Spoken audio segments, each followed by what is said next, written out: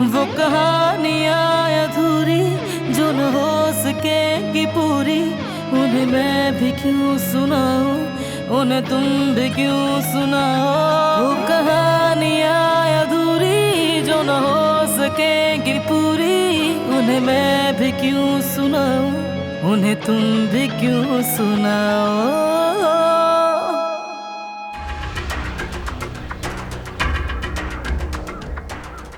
ओह नहीं, तिलहान भी इसके साथ है।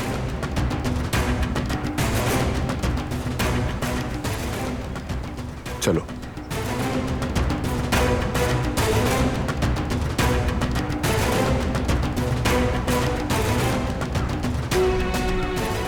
तुम इस नागन को यहाँ क्यों लाए हो बारान? आज के बाद से ये हमारे साथ इसी हवेली में रहेगी।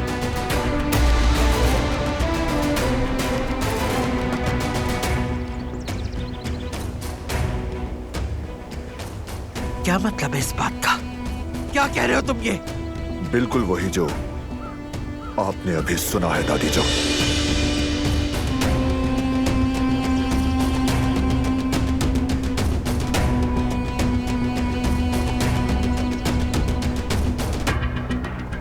ये अब हमारे साथ रहेगी और बस।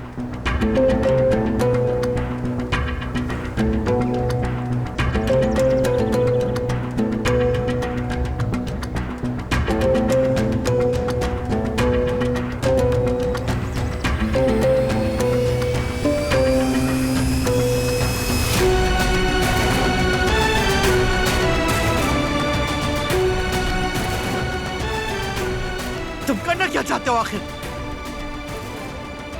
ये यहां रहेगी।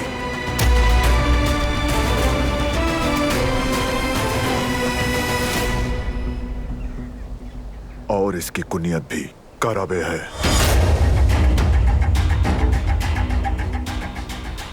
ये इसका भी घर है।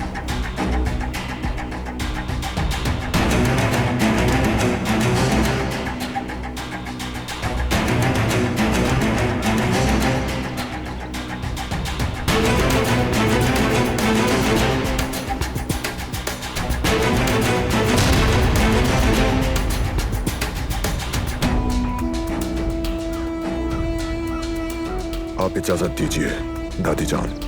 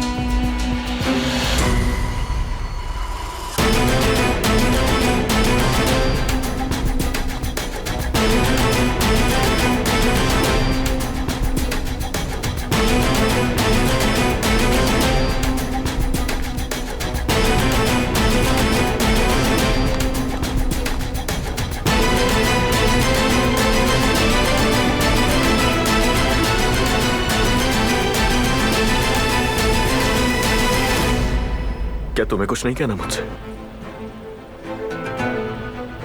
जाहिर है तुम्हारे पास कहने के लिए कुछ होगा भी नहीं,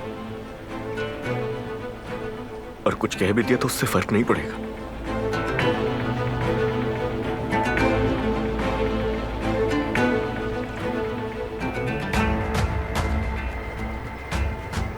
सब कुछ खत्म हो चुका है।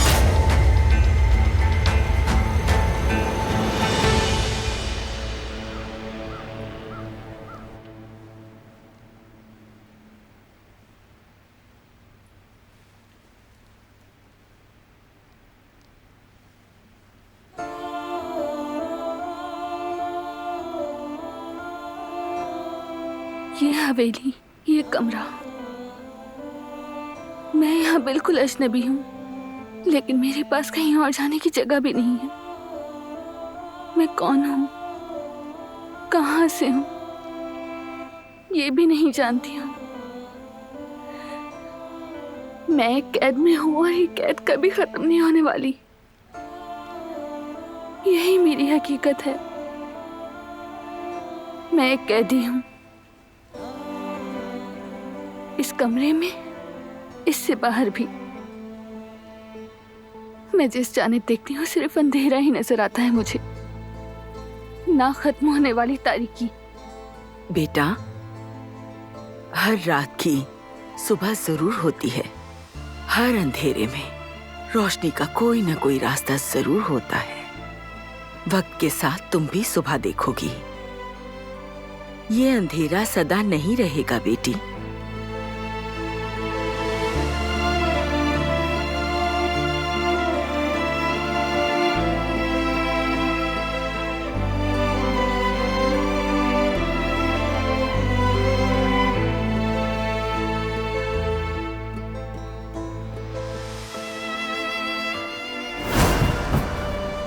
आज के बाद से तुम यहीं रहोगी।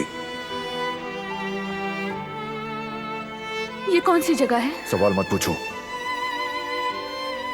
आखिर मैं अकेली यहाँ क्या करूंगी? यहाँ कब तक रहूंगी?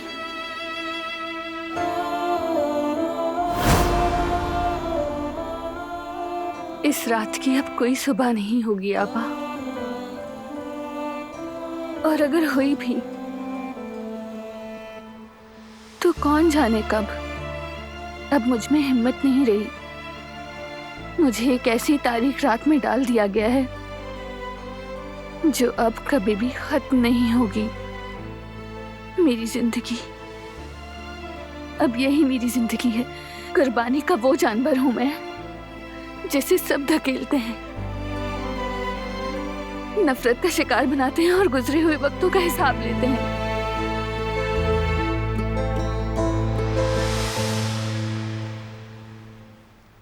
वक्त बहुत बदल गया है, बहुत। हमने ऐसा कभी ना देखा ना सुना, लेकिन बड़ों को नजरअंदाज करना, उनका कहा ना मानना, कब से काराबे खानदान का रिवाज बन गया।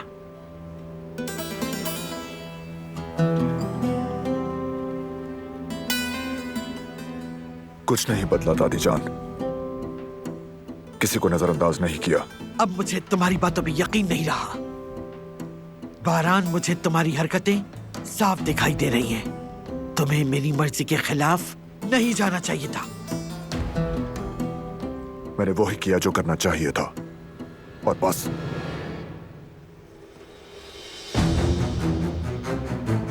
हाँ, जिसको जो कहना था उसने कह डाला। अब क्या करना है ये वाज़ेह है। अब अगर वो नागिन यहाँ आ गई है तो इसका मतलब हमें यहाँ से जाना होगा। मैंने तुमसे इंतखाब करने को कहा था, और जब वाज़ेह है कि तुम कर चुकी हो। सबको अपने नसीब से मिलता है। कदर, कुदरत को तैयार करो, हमारा सामान बांधो। आप कहीं नहीं जा रही, और आइंदा से कोई भी मेरी इजाजत के बगैर कहीं नहीं जाएगा। समझ गए सब?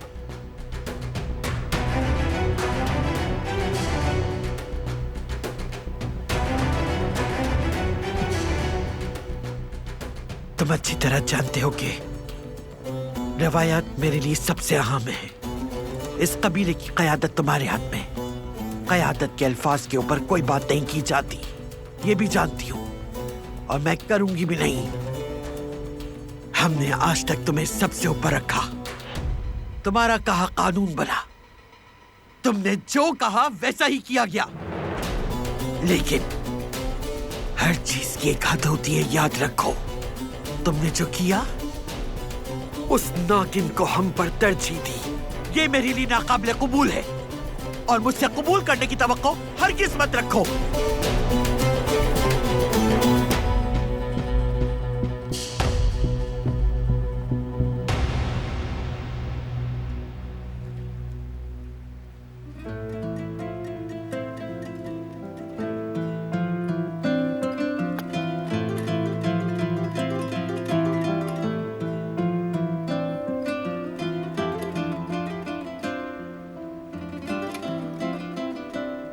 दादी जान,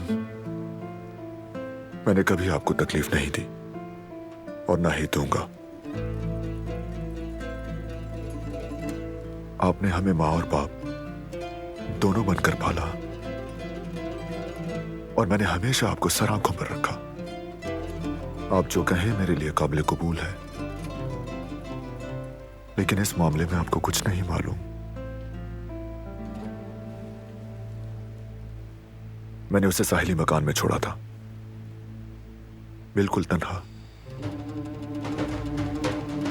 ताकि वो अपनी हदें पहचान सके।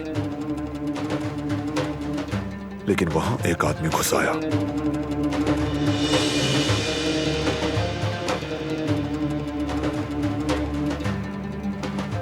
और उसे मारने की कोशिश की।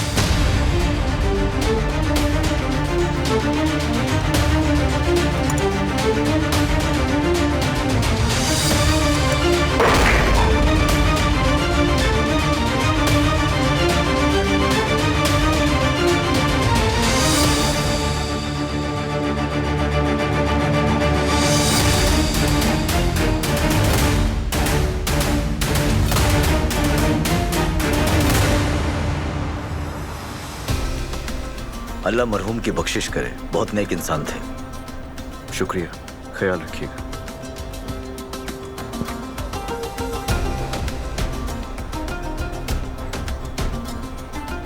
बहुत अफसोस हुआ।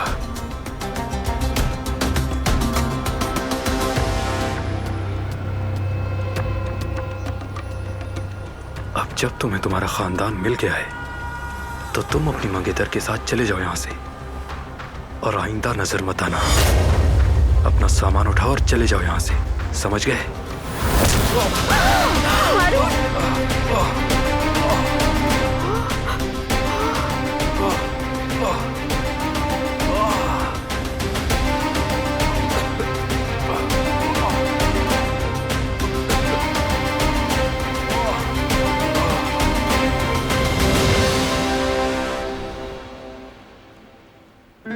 यानी तुम कहना चाह रहे हो कि किसी आदमी ने उसे घर में घुसकर कत्ल करने की कोशिश की? लेकिन ऐसा कोई क्यों करेगा आखिर? यानी उसकी दुश्मनी किससे हो सकती है? ये तो वाकई बहुत खौफनाक बात है।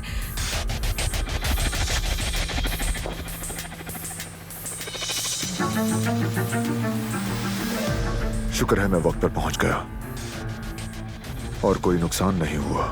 कौन था वो आदमी? क्या वो पकड़ा गया? आखिरी लम्हे फरार हो गया, लेकिन वो पकड़ा जाएगा, फिर मौत ही उसकी वाहिद निजात बनेगी।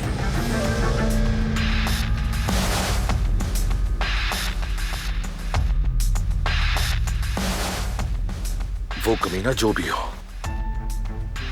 उसे ढूंढने में मैं तुम्हारी मदद करूंगा, चाहे वो दुनिया के किसी भी कोने में छुपा हुआ हो।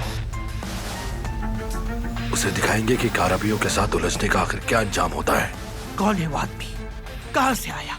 इतनी जुर्रत किसमें है? किसकी हिम्मत है कि काराबियों के घर आकर किसी को नुकसान पहुंचाए? तलाश करो उस आदमी को जिसने इस घिनौने काम की जुर्रत की। इबरत का निशान बना दो उसे दुनिया के सामने।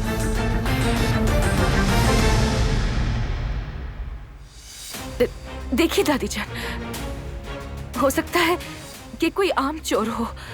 एक चोर के लिए इतना गुस्सा मत करें आप। आपको तो मालूम है मैं आपकी सेहत के बारे में फिक्रमंद हो जाती हूँ। छोड़ दीजिए ना उसे, वो खुद ही अपनी सजा पाएगा। ऐसे चोर घर घर जाकर चोरियां करते हैं। ये कोई इतना अहम मसला थोड़ी है कि इस पे आप अपनी सेहत खराब करें। अहम है जिंदगी और मौत का मसला। जो जरूरी हुआ किया जाएगा। इस घर के हर फर्द की जिम्मेदारी मुझ पर है, और जब तक मैं जिंदा हूं किसी को नुकसान पहुंचाने की इजाजत नहीं दूंगा मैं।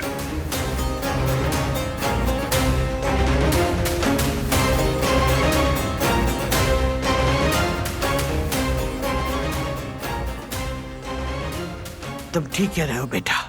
कोई काराबियों पे हमला करके आजाद नहीं घूम सकता, चाहे वो लड़की ही क्यों ना हो।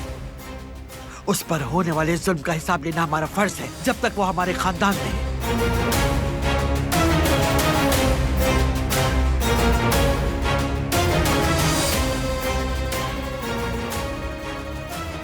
मुझे इजाजत दे, मैं कमरे में जा रही हूँ।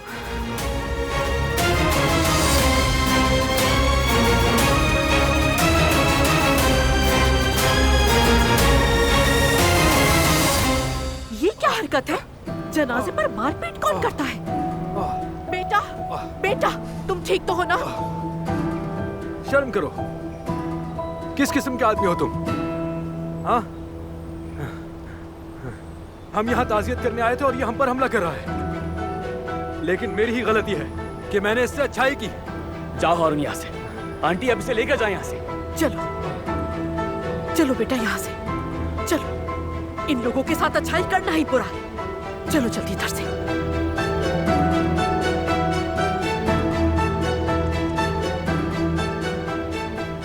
अली, ये क्या किया तुमने?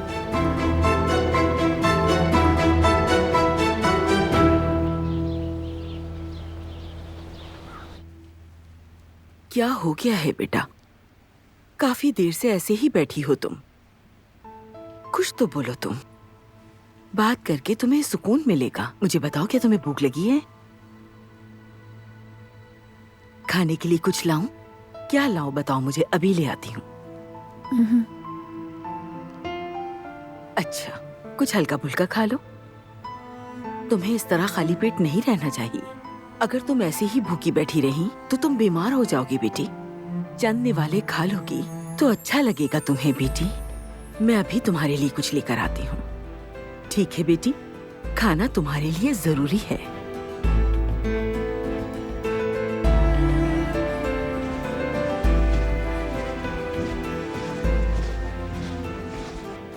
बहरान साहब, मैं दिलान बीबी के लिए कुछ खाने के लिए लेने जा रही थी। बहरान साहब। जी कहिए आपा। मैं कहना चाहती थी कि। जी सुन रहा हूं मैं।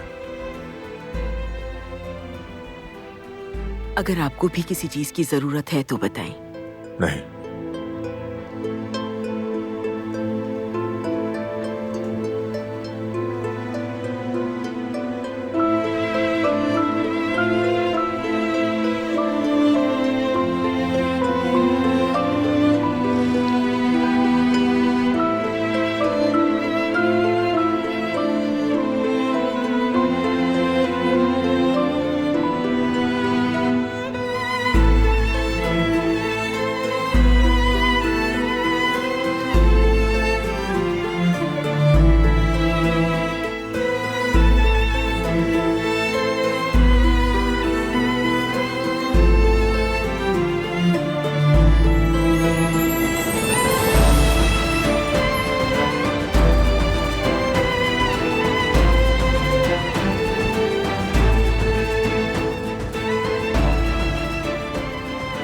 कदर आपा यहां तुम्हारा ख्याल रखेंगी।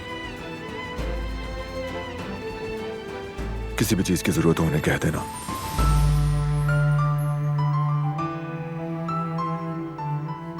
और तुम्हें किसी चीज का खौफ हो तो याद रखना कि मैं यही हूं। कुछ नहीं होगा तुम्हें।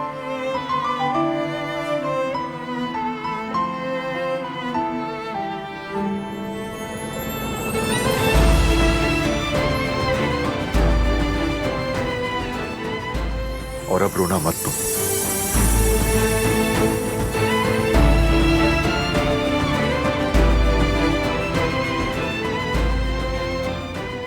हाथ में धो लूंगी मैं।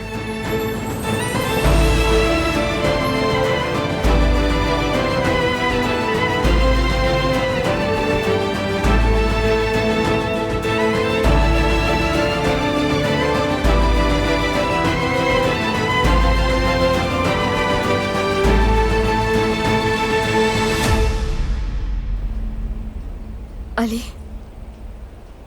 तुम्हारी तकलीफ समझती हूँ मैं। मुझे इजाजत हो कि इस वक्त तुम्हारे साथ रहूं। आखिर हम दोस्त हैं ना। मैं जानती हूं तुम नाराज हो मुझसे, लेकिन जब वक्त आएगा तो सब कुछ बता दूंगी मैं तुम्हें। ये वक्त मुनासिब नहीं है। तुम्हारे साथ इन हालात में खड़े रहकर बस तुम्हारा साथ देना चाहती हूँ।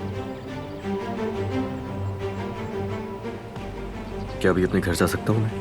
हर किसी से मुझे इस वक्त दूर रहना है। बिल्कुल बिल्कुल, जैसी तुम्हारी मर्जी।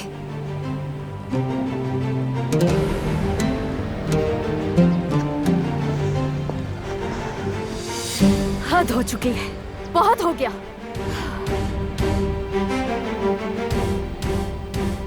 मीने, सब्र करो, पुरसुकून रहो। तुम्हारा ये रवैया इस वक्त अली को डरा देगा। फिर से दूर हो जाएगा वो। हर चीज ठीक हो जाएगी। सुना तुमने?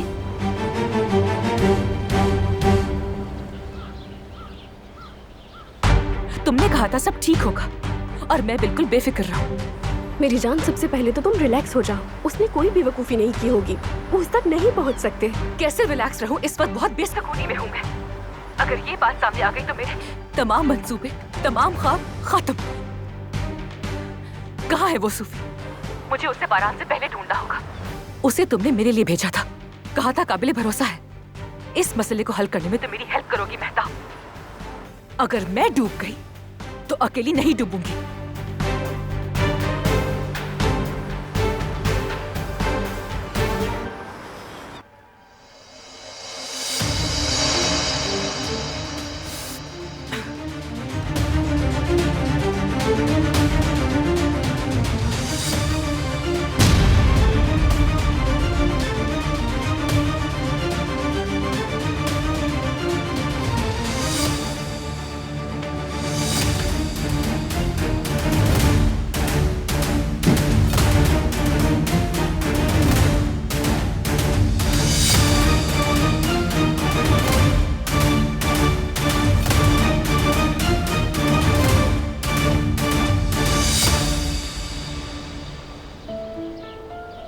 बारान साहब, दिलान बीबी के लिए खाना लेकर गई थी, लेकिन उन्होंने कुछ भी नहीं खाया।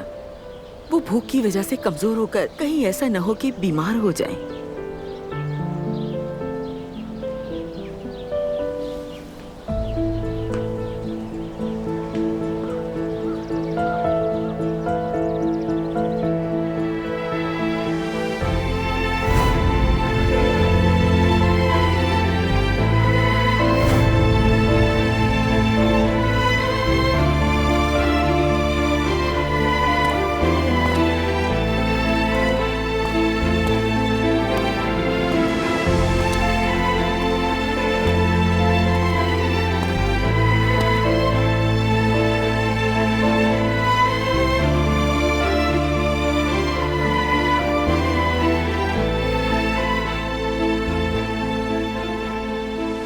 जो कुछ हुआ मैंने सुना बारान बेटा, सोचा तुमसे मिल लूं आकर। क्या मैं तुम्हारे लिए कुछ कर सकता हूं?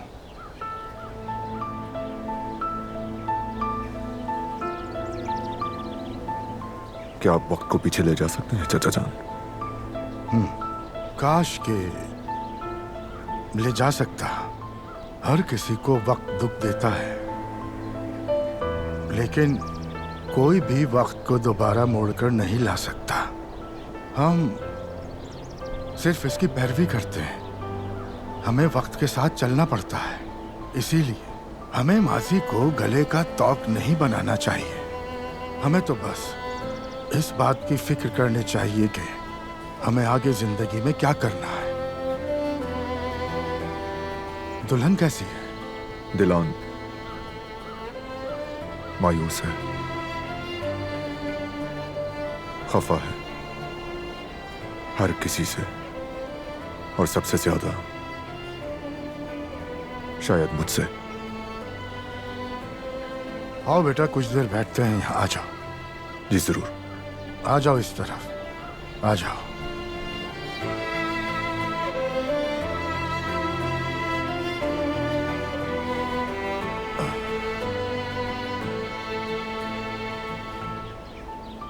मेरे बेटे, जो कुछ भी मैं जानता हूं और सीखा है वो किताबों से नहीं सीखा, जिंदगी से सीखा। इस जिंदगी से हम ऐसे सीखते हैं कि हमारे आसपास के लोग हमें सिखाते हैं। और मैं क्या सीखा जानते हो बेटा?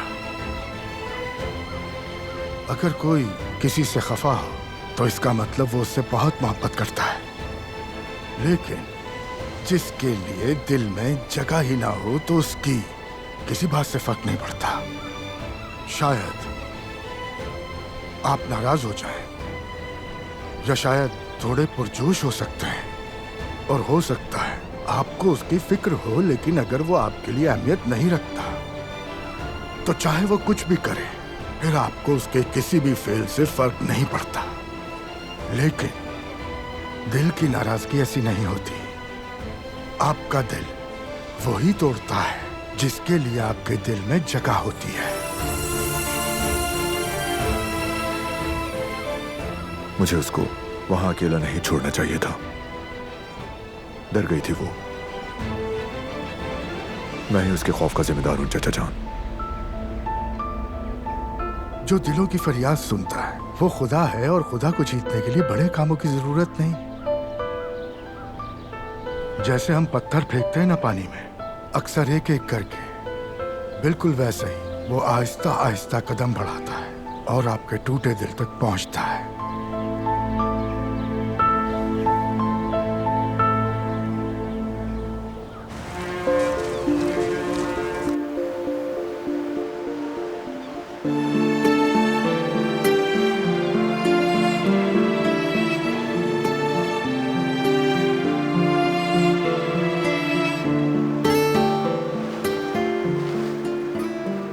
जिंदगी अजीब है।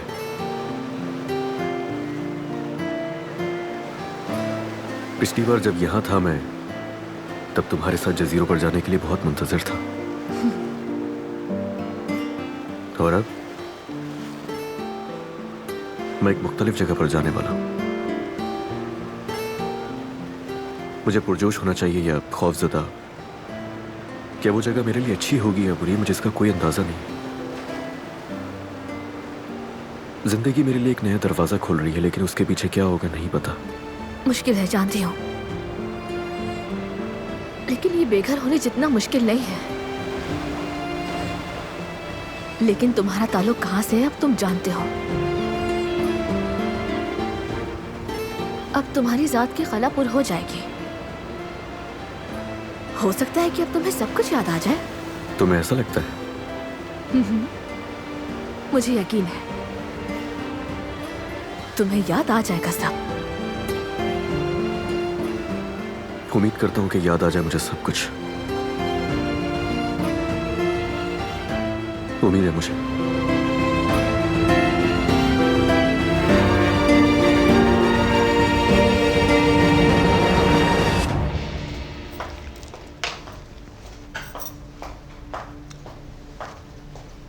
लो ये लगा लो। हारून, आखिर अली ने क्यों मारा तुम्हें? मुझे खुद कुछ समझ नहीं आया भाई। हम तो इंसानियत का फर्ज निभाने गए थे, ताजियत के लिए, लेकिन अचानक वो आपे से बाहर हो गया और मुझ पर हमला कर दिया। जनाजे की वजह से मैंने उसकी इस बदतमीजी का जवाब नहीं दिया। यकीन करें, गुस्सा तो बहुत आया मुझे। वैसे भाई, जिस अली को मैं जानता हूँ वो ऐसा हरगिज नहीं है। यानी बहुत नर्म मिजाज है। यूं समझो कि वो सबको माफ करने वाला है। अपने बाबा की वजह से हो सकता है वो डिस्टर्ब हो और गुस्सा तुम पर निकाल दिया हो उसने।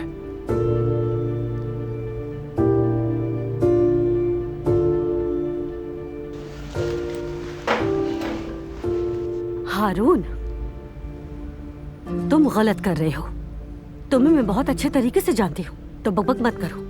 तुम्हारी आंखें देखकर बता सकती हूँ कि तुम कितना सच बोल रहे हो और कितना झूठ। तो तुम ये कहानी किसी और को सुनाना। अरे कैसी कहानी भाभी? जो हुआ वही तो कहा, तुम भी तो मौजूद थी वहाँ। तुम जमरुद को पसंद करते हो ना? जानती हूँ। तो जो कर रहे हो क्या वो सही है? हरगिज़ नहीं। जमरुद को इस तरह हासिल नहीं कर सकते तुम। माफ करना मुझे हारून, तुम्हारे ये तरीके गलत है। औरतों के दिल में इस तरह जगह नहीं बनती है। कोई दूसरा रास्ता ढूंढो। अगर तुम इसी तरह जिद पर अड़े रहे तो मुझसे मदद की उम्मीद मत रखना। फिर कल आकर ये मत कहना कि मेरी मदद क्यों नहीं की इस मामले में भाभी। ठीक है ना हारून? चलो शाबाश।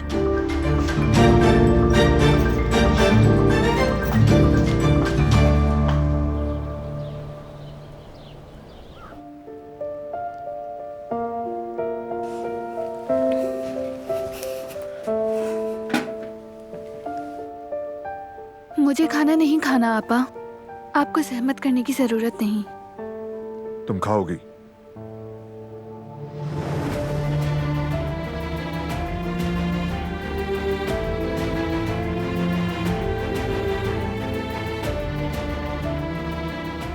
खाओगी नहीं तो बीमार हो जाओगी। मैंने कहा ना मुझे भूख नहीं। हर चीज का सामना करने वाली अब क्या एक आम से बदमाश से हार मान जाएगी?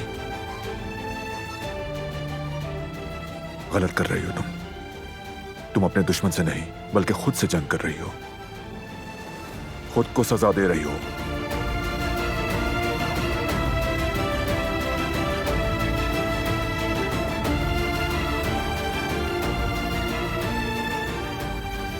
तुम्हें खाना होगा।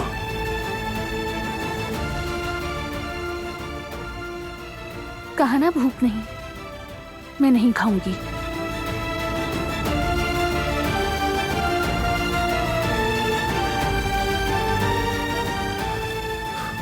जैसे तुम्हारी मर्जी।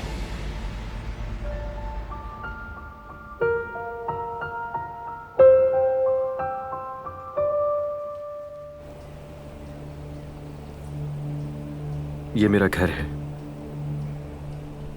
लेकिन मुझे याद नहीं है कुछ भी।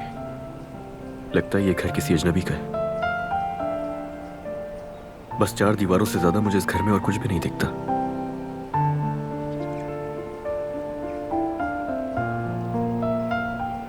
तुम्हारे बाबा जिंदा होते तो तुम्हें देखकर बहुत खुश होते वो। अपने बाबा की खातिर कोशिश तो करो, एक बार जाओ तो सही। हो सकता है कि अंदर जाकर तुम्हें अजनबी सा महसूस ना हो, शायद कुछ चीजें मानूस लगे और तुम्हारी याद ताजा हो जाए।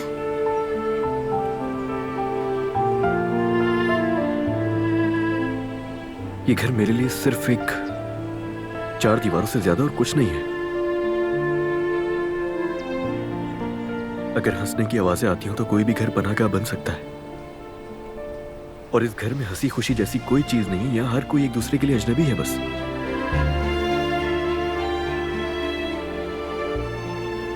याददाश्त खोने का सबसे बड़ा नुकसान एक यही होता है। मैं चाहकर भी अपना दिल इस घर में कभी भी नहीं लगा सकता। तन्हा, यही हकीकत है। इस वसी दुनिया में कोई ना हो तो जीना मुश्किल होता है, और जब माजी ना हो तो लगता है हाल और मुस्तकबिल भी बिल्कुल बेमायने है। हो सकता है तुम्हारे वालिदैन अब ना हो, लेकिन अंदर अब भी कुछ लोग हैं जो तुम्हारा इंतजार कर रहे हैं। तुम्हें उन्हें एक मौका देना चाहिए।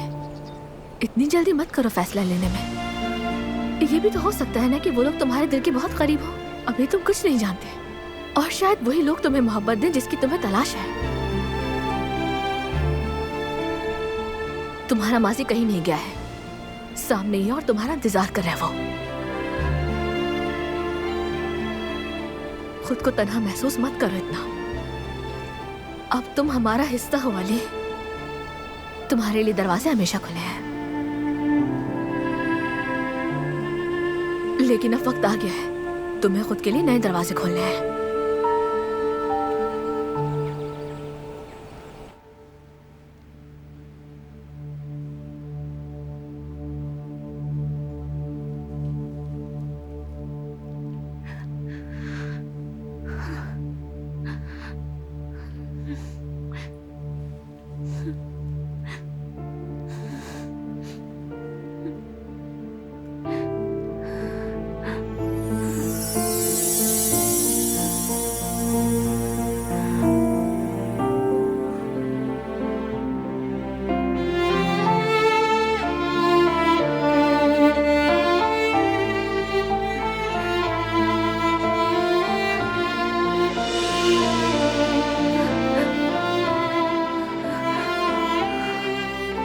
डरावना ख्वाब देख रही हो तो उठ जाओ।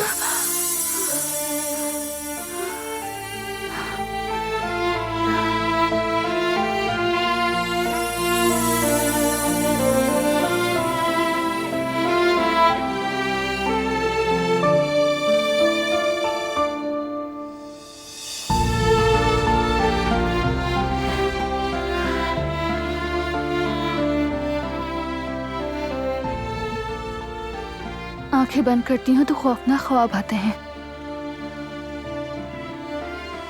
इसलिए सो नहीं रही थी कि ये ख्वाब ना आए।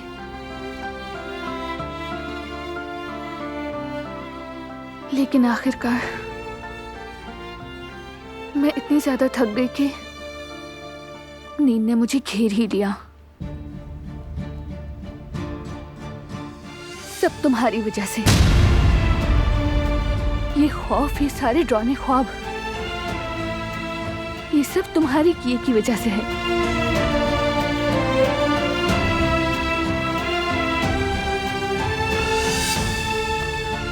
अब डरने की कोई बात नहीं, यहां तुम बिल्कुल महफूज हो।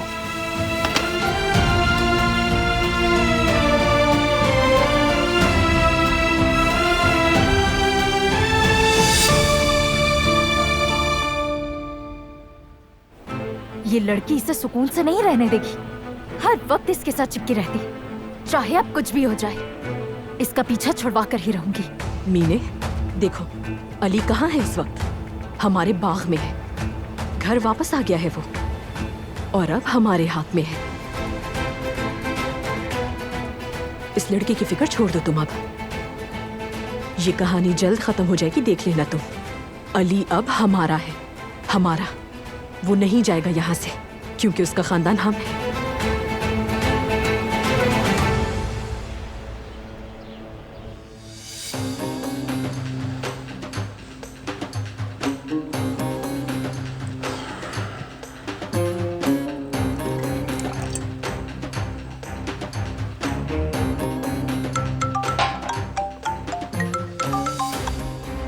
हेलो फरहान भाई, जिस शख्स ने आपके घर पर हमला किया था उसकी गाड़ी हमें मिल गई है। क्या पकड़ा गया वो? बदकिस्मती से नहीं, गाड़ी भी चोरी की निकली। गाड़ी के रास्ते में आने वाले तमाम पेट्रोल पंप्स के सिक्योरिटी कैमरों को चेक करो।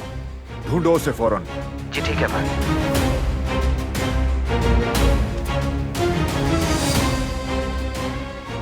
कोई बात है क्या? वो हम सब स्टडी रूम में मीटिंग के लिए तुम्हारा इंतजार कर रहे हैं।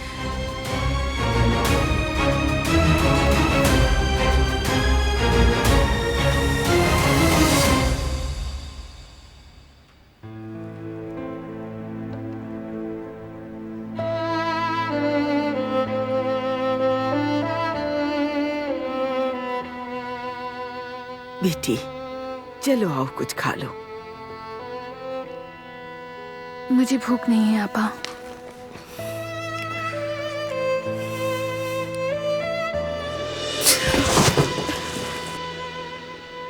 इधर आइए, इधर आइए। ओ बेटी, ये सब खाली पेट की वजह से है।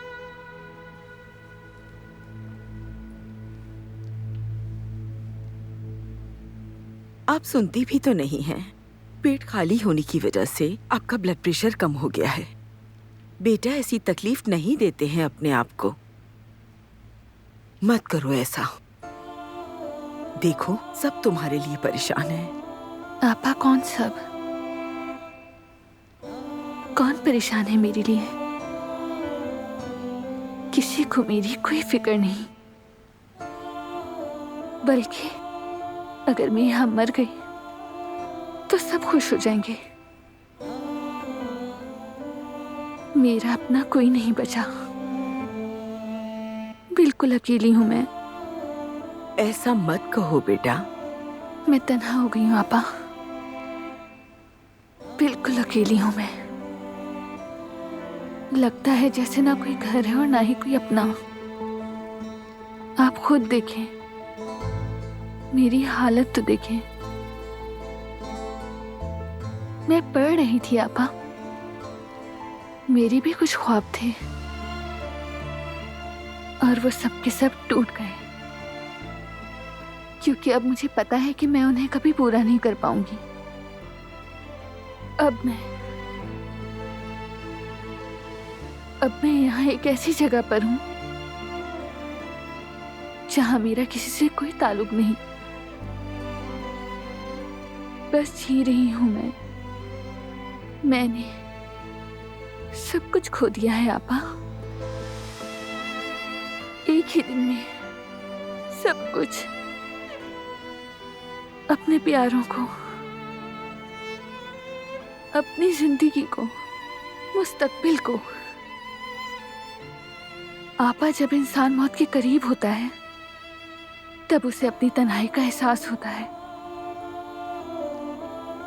और ये कि कोई अपना उसे बचाने के लिए नहीं है, ये एहसास सबसे ज्यादा तकलीफदेह होता है। ना उम्मीद नहीं होते, जिसका कोई नहीं होता उसके साथ रब होता है।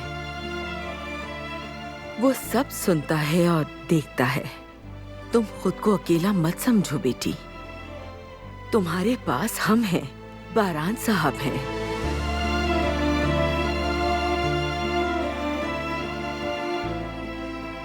वो नहीं है।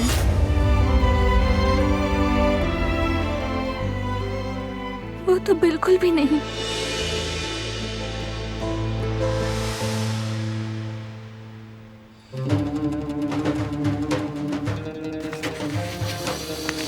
ये नया कॉन्ट्रैक्ट हमारे लिए बहुत फायदेमंद साबित होगा। बाबा ठीक कह रहे हैं, इस तरह तो कुछ हासिल नहीं होगा।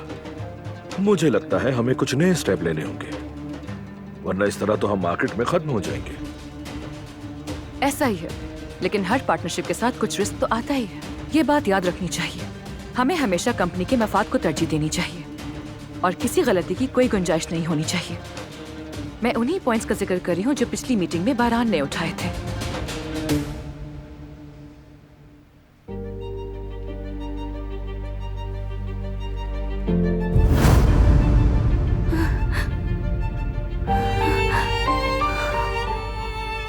डरावना ख्वाब देख रही हो तुम, उठ जाओ।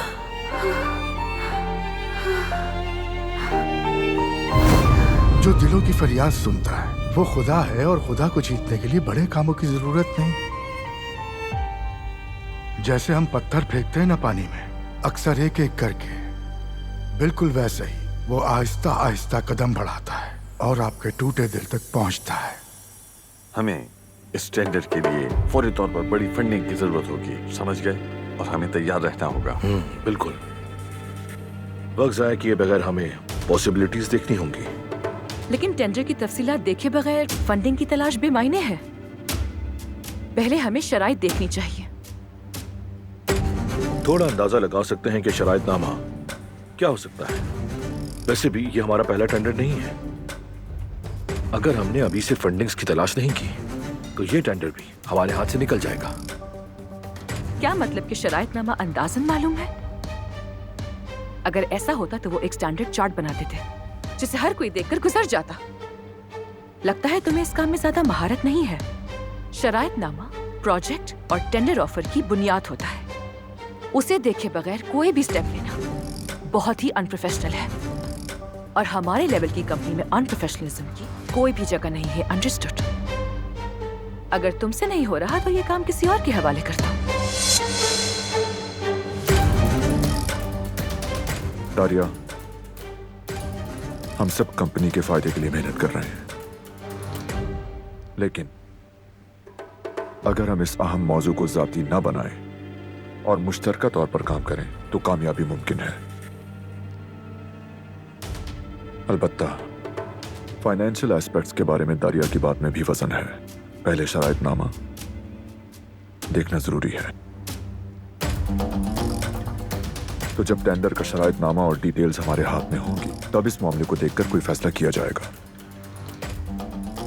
मीटिंग खत्म हुई।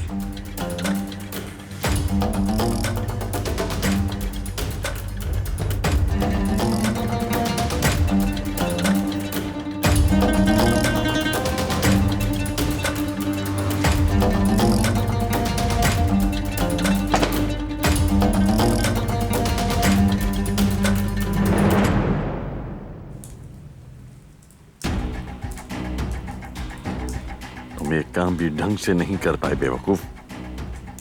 बाबा, इसमें मेरी क्या गलती है?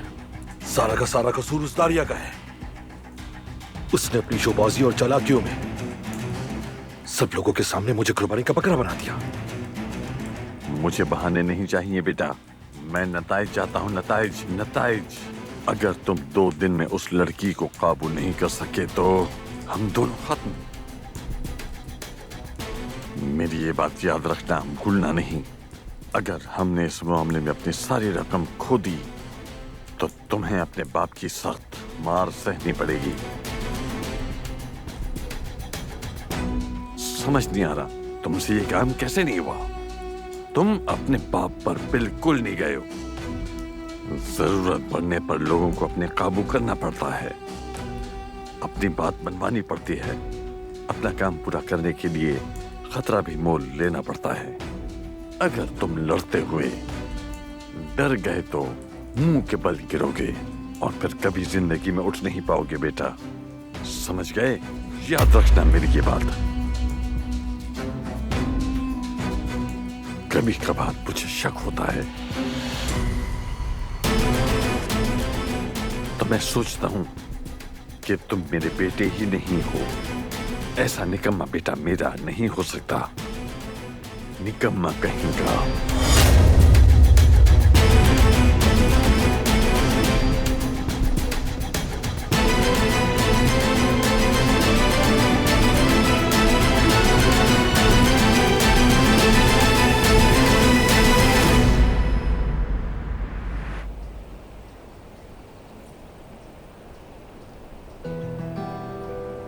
चलो अब अली, तुम्हें अब जाना चाहिए, वो तुम्हारा इंतजार कर रहे हैं।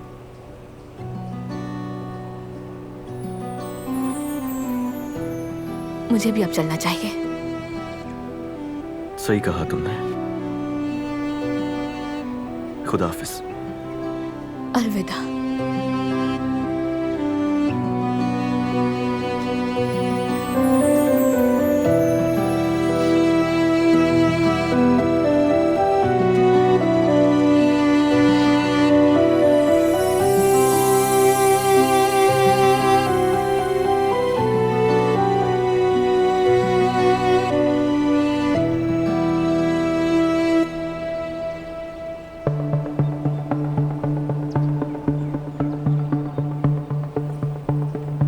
मीने, तुम मेरी बात क्यों नहीं सुनते हो आखिर? हाँ, मेरा सब्र खत्म होने को है।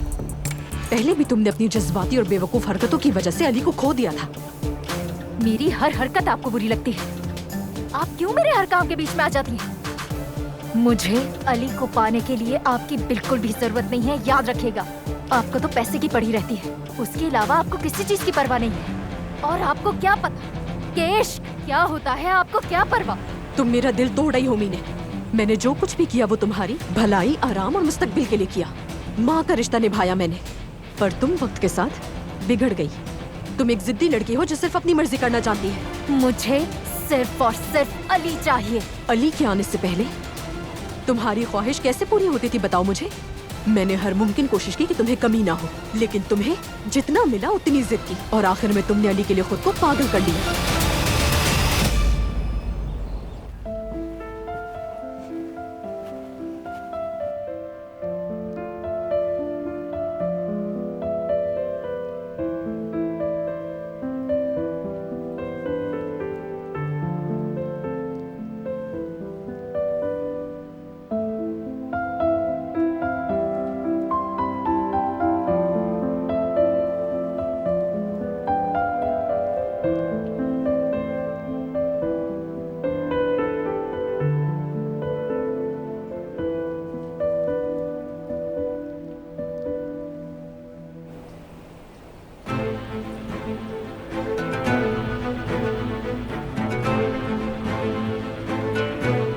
आपने अली को अपने बाबा से मिलने के लिए क्यों रोका था? अगर अली अपने बाबा से बात कर लेता तो वो दिल शिकस्ता होकर कभी भी नहीं जाते और अली भी अफसरदा ना होता। अगर अली बर्बाद हुआ है तो उसकी वजह आप है और कोई नहीं। तो क्या करते हम मीने? क्या करते हम? और रास्ता ही क्या था हमारे पास? अली और इज्जत सामने आ जाते अगर तो सब कुछ बिखर जाता, समझी तुम? शायद हमें भी इस घर से निकाल दिया जाता। उन दोनों का ना मिलना ही तुम्हारे लिए बेहतर था। क्यों नहीं समझती? समझ तो आप नहीं रही हैं।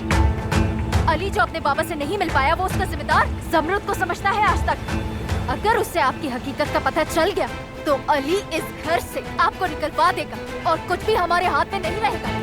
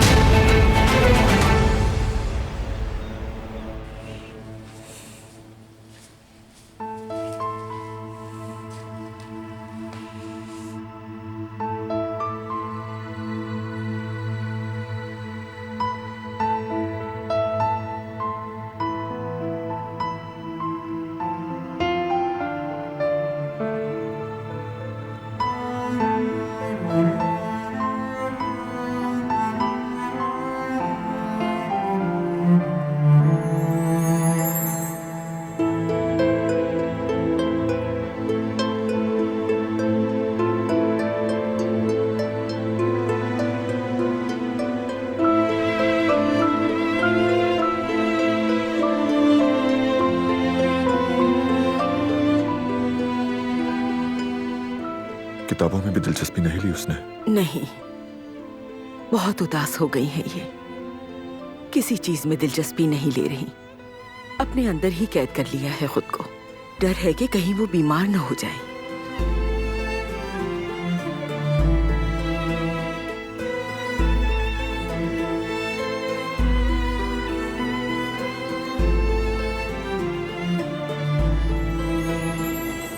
तुम क्या कर रहे हो?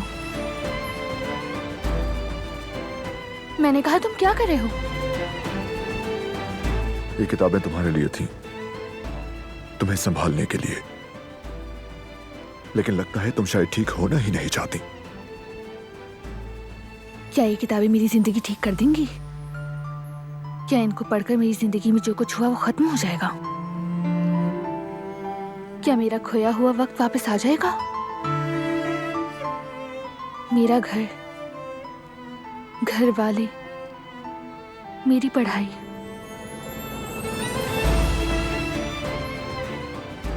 क्या वो सब लौट आएगा? काश के सब इतना आसान होता, लेकिन ऐसा नहीं है। तुमने जो कुछ किया वो सब कुछ इन मामूली चीजों से माफ नहीं किया जा सकता। ये मुमकिन है।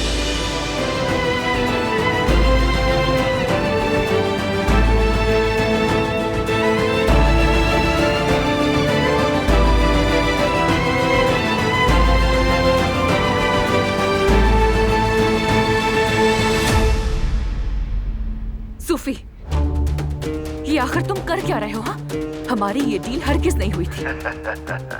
मेरे कॉन्ट्रैक्ट्स एक बार के नहीं, वो हमेशा चलते रहते हैं। मुझे अपना काम पसंद है। आप मुझे मुहाफिज कुत्ते की तरह ट्रीट नहीं कर सकती। जिसे एक बार मुझसे काम पड़ जाए उसे बार बार पड़ेगा, क्योंकि मुझे अपनी मर्जी से काम करने का शौक है। मुझ पर हुक्म नहीं चलता। कहानी खत्म हुई, अब बात को मत बढ़ाओ। बात सुनो, सबसे पहले तुम मुझसे तमीज से बात करो। तुम्हारे सामने कोई मामूली आजिज इंसान नहीं खड़ा है। अगर तुम्हें लगता है तुम मेरे साथ कोई खेल खेलोगे तो भूल है तुम्हारी। अगर भलाई चाहते हो तो मुझसे दूर रहो, वरना मैं तुम्हारी जिंदगी इतनी अजीरन बना दूंगी कि तुमने कभी ख्वाब में भी नहीं सोचा होगा। मुझसे उलझने की कीमत भारी होगी।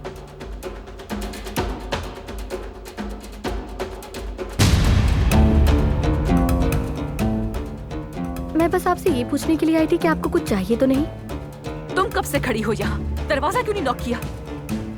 नॉक किया था मैंने, लेकिन शायद आपने सुना नहीं।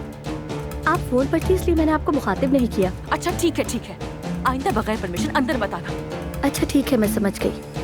आपको कुछ चाहिए तो नहीं? नहीं नहीं, कुछ नहीं, तुम जा सकती हो।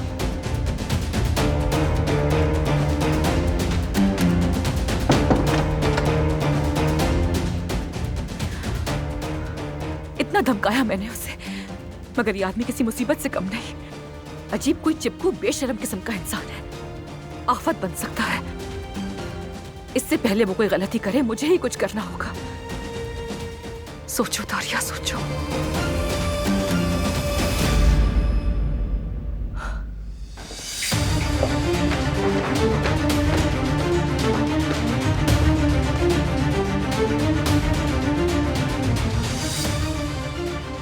फिराद, क्या हाल है, कैसे हो? मैं तो ठीक हूँ, और तुम? ठीक हूँ मैं, लेकिन यहाँ अभी कुछ हुआ है तो सोचा पहले तुम्हें ही क्यों ना बता दूं। खैर तो है, क्या हुआ है? दारिया मैडम यकीनन कोई चाल चल रही हैं, मगर मुझे फिलहाल कुछ समझ नहीं आया। क्या मतलब? मैं समझा नहीं, पूरी बात बताओ मुझे। मैं उनके कमरे में गई तो वो फोन पर बात कर रही थी।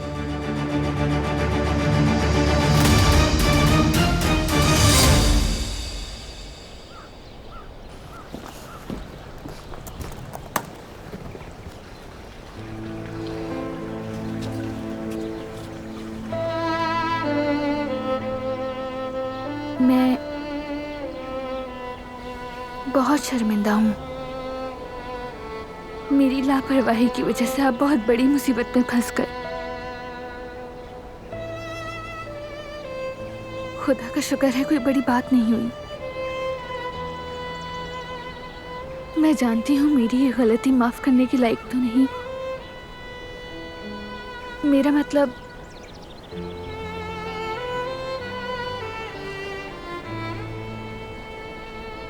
मतलब आप ये मत समझिएगा कि मैं अपनी सफाई पेश करने की कोशिश कर रही हूँ आपसे। मैं तो बस आपसे ये कहना चाहती हूँ कि आपको कुछ नहीं हुआ है। इस बात की मुझे बेहद खुशी है। मैं कभी भी जानबूझकर आपको नुकसान नहीं पहुंचा सकती। प्लीज यकीन कीजिए मेरा। जानते हैं उस दिन से मैंने खुद को कितना इल्जाम दिया है, कितनी बेचैनी से गुजर रही हूं मैं। उम्मीद है कि आप ठीक हो जाएंगे। आपसे दिल से माफी मांगती हूं मैं।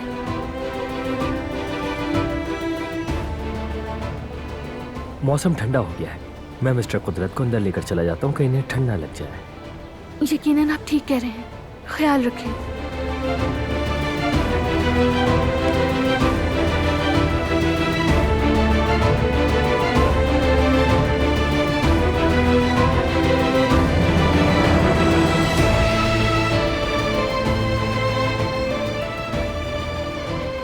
कदर आपा, उन्हें मुझ पर यकीन है। मैंने ये महसूस किया, वो यकीन करते हैं। उन्हें लगता है मैंने वो सब कुछ जानबूझकर नहीं किया। उन्हें देखकर ऐसा लगा कि किसी ने पहली बार मुझे इस घर में समझने की कोशिश की हो। मुझे ऐसा लगा कदर आपा, जैसे एक बाप का अपनी बेटी के लिए प्यार। आपने महसूस किया ना, आपने भी देखा ना। वो कहानियाँ अधूरी जो न हो सकेगी पूरी, उन्हें मैं भी क्यों सुनाऊं, उन्हें तुम भी क्यों सुनाओ।